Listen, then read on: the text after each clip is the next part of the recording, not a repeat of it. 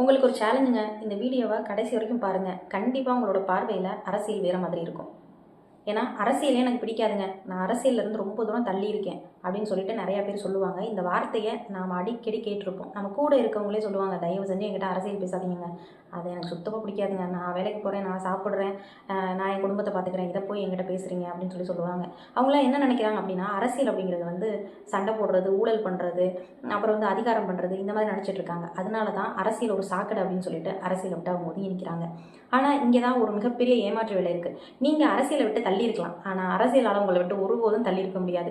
காலையில் நீங்கள் பல் தேய்க்கிற பேஸ்ட்டோட விலையிலேருந்து, உங்கள் வீட்டுக்கு வர்ற தண்ணியோட அளவுலேருந்து, உங்கள் மொபைலோட ரீசார்ஜ், நீங்கள் யூஸ் பண்ணுற நெட்டு, இது எல்லாமே, அது மட்டும் இல்லாமல் நீங்கள் வேலை செய்கிற இடத்துல உங்களுக்கு கிடைக்கக்கூடிய சம்பளம், ஏன் இன்றைக்கி நீங்கள் ரோட்டில் போகிறீங்களா, போகும்போது டிராஃபிக் போலீஸ் வந்து உங்களுக்கு ஃபைன் போடுறாருன்னு வச்சுக்குவோம், அந்த ஃபைனு, இது எல்லாமே அரசியல் இருக்கிறதுனால தான் இருக்குது.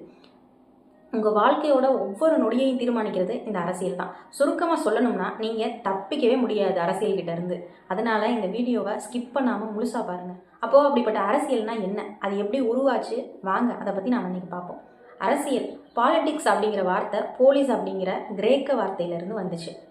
கிரேக்க மொழியில் போலீஸ் அப்படின்னா சிட்டி ஸ்டேட், அதாவது நகர அரசு அப்படின்னு சொல்லிட்டு அர்த்தம்.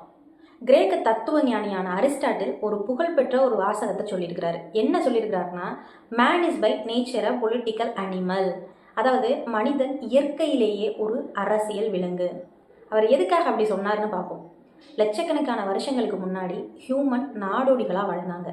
அப்போது அவங்களுக்கு எந்த சட்டமும் இல்லை, அதே மாதிரி அரசாங்கமும் இல்லை. யாருக்கு உடம்புல வலு இருக்கோ, அதாவது பலன் இருக்கோ, அவங்க தான் அங்கே ராஜா. அவங்க சொல்கிறது தான் சட்டம். இதைத்தான் ஆங்கிலத்தில் மைட் இஸ் ரைட், அதாவது லா ஆஃப் த ஜங்கிள், காட்டு சட்டம் அப்படின்னு சொல்லுவாங்க. பலசாலியாக இருக்கிற ஒருத்தன் பலவீனமாக இருக்கிற ஒருத்தனை அடித்து அவங்ககிட்ட இருக்க உணவையோ உடமையோ பிடுங்கிக்கலாம். அதை கேட்குறதுக்கு அங்கே யாருமே இருக்க மாட்டாங்க. எவ்வளோ கொடுமையான விஷயம் பார்த்தீங்களா?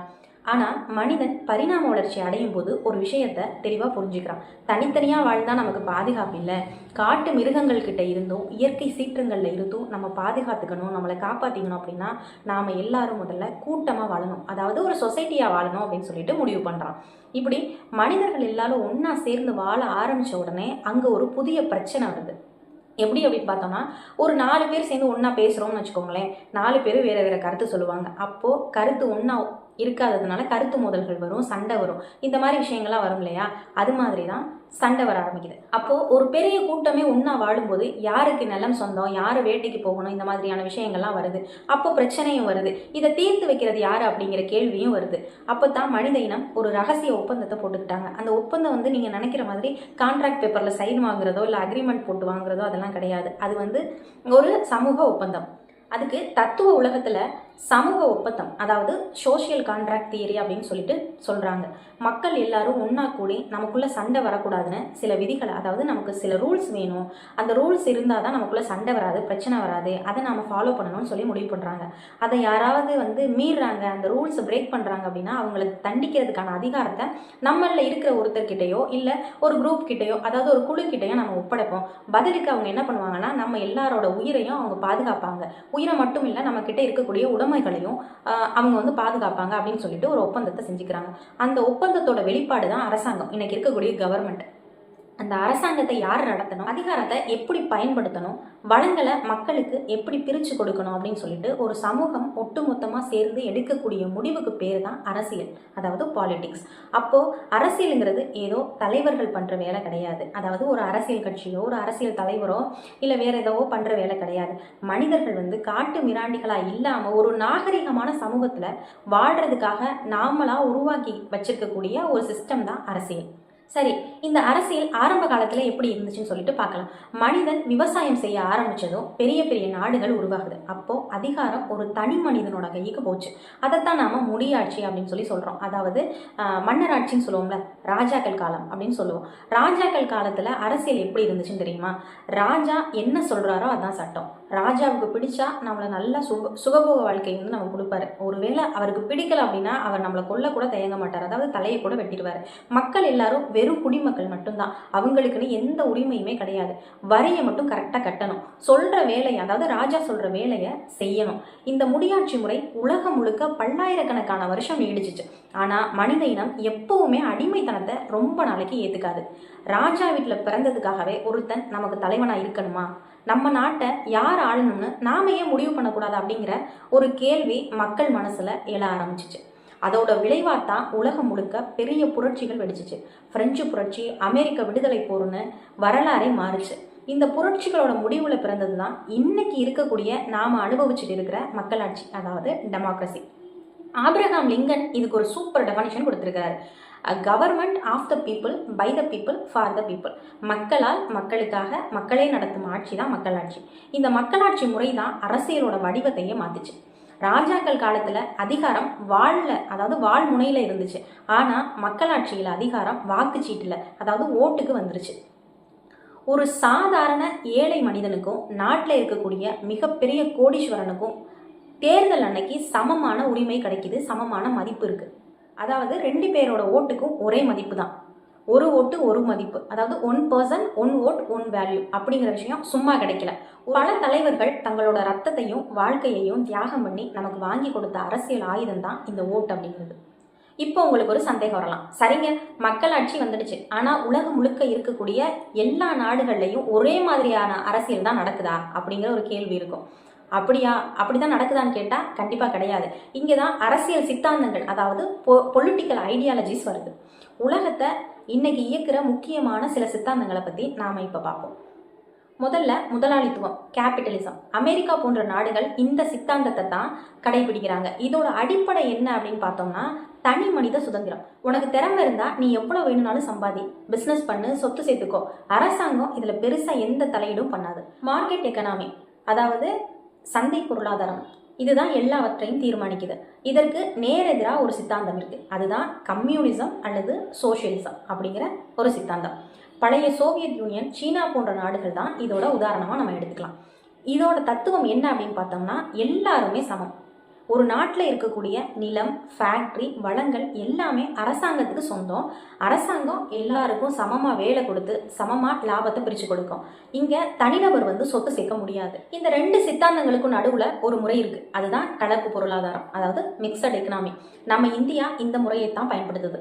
இங்கே டாடா, பிர்லா, அம்பானின்னு பெரிய பெரிய பிரைவேட் கம்பெனிகளும் இருக்குது. அதே சமயம் ஏழை மக்களுக்கு இலவச கல்வி, ரேஷன் பொருட்கள், அரசு மருத்துவமனைகள்னு சோசியலிச நலத்திட்டங்களும் இருக்குது. அடுத்து நம்ம கண்டிப்பாக தெரிஞ்சுக்க வேண்டிய ஒரு சித்தாந்தம், அதாவது ரொம்ப ஆபத்தான சித்தாந்தம், அதுதான் ஃபாசிசம். இதற்கு மிகச்சிறந்த உதாரணம் என்னன்னு கேட்டோம்னா, என்னன்னு கேட்கறதோட மிகச்சிறந்த உதாரணம் யாருன்னா ஹிட்லரும் முசோலினியும் தான். எங்கள் இனம் தான் வசந்தது, எங்கள் மதம் தான் வசந்தது, எங்கள் நாடு தான் பெருசு, மற்றவங்க எல்லாரும் எங்களுக்கு அடிமையாக இருக்கணும், எங்கள் தலைவன் சொல்கிறது தான் சட்டம் அப்படின்னு சொல்லிட்டு ஒரு தீவிரவாத சிந்தனையை மக்கள்கிட்ட விதைச்சு மற்றவங்களை ஒடுக்கிறது தான் ஃபாசிசம். ஆனால் இதற்கு நேர்மாறாக மனித குலத்துக்கு தேவையான ஒரு சித்தாந்தம் இருக்குது, அதுதான் சமூக நீதி, அதாவது சோசியல் ஜஸ்டிஸ். சமூகத்தில் காலம் காலமாக கல்வி மறுக்கப்பட்டு, வாய்ப்புகள் மறுக்கப்பட்டு, பின்தங்கிய நிலையில் வைக்கப்பட்டிருக்கிற மக்களுக்கு அரசாங்கம் சிறப்பு சலுகை, இடஒதுக்கீடு வழியாக அவங்களையும் சமநிலைக்கு கொண்டு வர்றது தான் சமூக நீதி. நம்ம தமிழ்நாட்டில் இருக்கிற கல்வி மற்றும் வேலை வாய்ப்புக்கான இடஒதுக்கீடு முறைகள் எல்லாமே இந்த சமூக நீதி தத்துவத்தின் அடிப்படையில் உருவானது தான். இப்போ நிறைய பேருக்கு ஒரு கேள்வி இருக்கும், இதெல்லாம் பெரிய பெரிய தியரியா இருக்கே, எனக்கும் என் வீட்டில் இருக்கவங்களுக்கும் இதனால என்ன பயன் அப்படின்னு சொல்லிட்டு நீங்கள் கேட்டிங்க அப்படின்னா, வாங்க நம்ம வீட்டுக்குள்ளேயே அரசியலை நாம கூட்டிகிட்டு வருவோம். முக்கியமாக நம்ம வீட்டில் இருக்கக்கூடிய பெண்கள் மற்றும் சகோதரிகளுக்கு நான் ஒரு விஷயத்த சொல்லணும். ஒரு 100-150 வருஷத்துக்கு முன்னாடி உலகத்தில் எந்த நாட்டிலையாவது பெண்களுக்கு ஓட்டுரிமை இருந்துச்சா? கிடையாது. அமெரிக்கா, லண்டன் போன்ற நாடுகளில் கூட பெண்களுக்கு ஆரம்ப காலத்தில் ஓட்டு போடுற உரிமை இல்லை. அவங்களுக்கு சொத்துரிமையும் கிடையாது, படிக்கிறதுக்கு உரிமை கிடையாது, வேலைக்கு போகிறதுக்கு உரிமை கிடையாது. கணவன் இறந்தால் உடன்கட்டை ஏறணும் அப்படின்னு சொல்லி கட்டாயப்படுத்தின சமூகம் தான் இங்கே இருந்துச்சு. இதையெல்லாம் மாற்றினது எது அப்படின்னு பார்த்தோம்னா, ஏதோ ஒரு நாள் காலையில் எந்திரிச்ச உடனே எல்லாரும் நல்லவங்களா மாதிரி இதெல்லாம் கொடுத்தாங்களா? கிடையாது. பெண்கள் வீதிக்கு வந்து போராடினாங்க. பெரிய பெரிய அரசியல் இயக்கங்கள் வந்து உருவாச்சு. சட்டப்பேரவைகளில் விவாதங்கள் நடந்துச்சு. பெண்களுக்கு கல்வி உண்டு, பெண்களுக்கு சொத்துரிமை உண்டு, பெண்களுக்கு சம வேலைக்கு சம ஊதியம் கொடுக்கணும் அப்படின்னு சொல்லிட்டு சட்டம் இயற்றப்பட்டுச்சு. ஆன்மீகமோ தத்துவமோ செய்யாத ஒரு தார்மீக புரட்சியை அரசியல் சட்டங்கள் தான் செஞ்சு காட்டுச்சு. இன்னைக்கு நம்ம வீட்டு பெண்கள் படித்து வேலைக்கு போய் பொருளாதார ரீதியாக சுதந்திரமாக இருக்காங்க. அதுக்கு பின்னாடி ஒரு மிகப்பெரிய அரசியல் போராட்ட வரலாறு இருக்குது. இந்த வீடியோவில் அரசியல்னா என்ன, அது எங்கேருந்து ஆரம்பிச்சிச்சு அப்படின்னு சொல்லிட்டு நாம் பார்த்தோம். அது ஆரம்ப காலத்தில் எப்படி இருந்துச்சு, இன்றைக்கி டிஜிட்டல் வேர்ல்டு வந்துருச்சு, இன்றைக்கி டிஜிட்டல் காலம் வரைக்கும் அது எப்படி வளர்ந்துருக்கு அப்படிங்கிறத நம்ம தெளிவாக பார்த்தோம். அரசியல் அப்படிங்கிறது தேர்தலில் ஓட்டு போடுறதோ இல்லை நீங்கள் நினைக்கிற மாதிரி ஒரு கட்சிக்கு சப்போர்ட் பண்ணுறதோ இல்லை. அது உரிமைகள், அதாவது உங்களோட உரிமைகள் பற்றின ஒரு விழிப்புணர்வு. நீங்கள் ஒரு கட்சிக்கு கொடி பிடிக்கணும்னு எந்த அவசியமும் கிடையாது. ஆனால் உங்கள் நாட்டை இயக்கிற தத்துவம் என்ன, உங்களுக்கான சட்டம் என்ன அப்படின்னு நீங்கள் கண்டிப்பாக தெரிஞ்சுக்கணும். கிரேக்க தத்துவ ஞானி பிளாட்டோ சொன்ன ஒரு முக்கியமான வாசகத்தை நீங்கள் எப்போவுமே மனசில் வச்சுக்கோங்க. அரசியலில் பங்கேற்காமல் அது எனக்கு வேண்டாம் என்று ஒதுங்கி இருப்பதன் ஆகச்சிறந்த தண்டனை என்ன தெரியுமா? உங்களுக்கு தகுதியற்ற ஒருவனால் நீங்கள் ஆளப்படுவது தான். நாம் அரசியலை சாக்கடைன்னு ஒதுங்கி ஓடும்போது நம்ம எதிர்காலத்தை, நம்ம குழந்தைங்களோட கல்வியை, வாழ்வாதாரத்தை தீர்மானிக்கிற அதிகாரத்தை யாரோ ஒரு தகுதியற்ற ஒருத்தர் கையில் நாம் கொடுக்குறோம். அதனால் அரசியல் பேசுவோம், சமூக விழிப்புணர்வோடு இருப்போம்.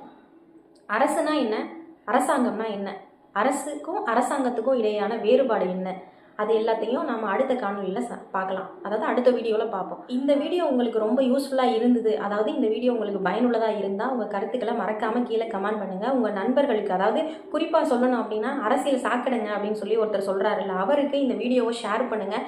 நீங்கள் அரசியலை எப்படி பார்க்குறீங்க, அரசியல்னு சொன்ன உடனே உங்களுக்கு என்ன ஞாபகம் வருது அப்படிங்கிறதையும் நீங்கள் கமெண்ட்டில் சொல்லுங்கள். நன்றி, வணக்கம்.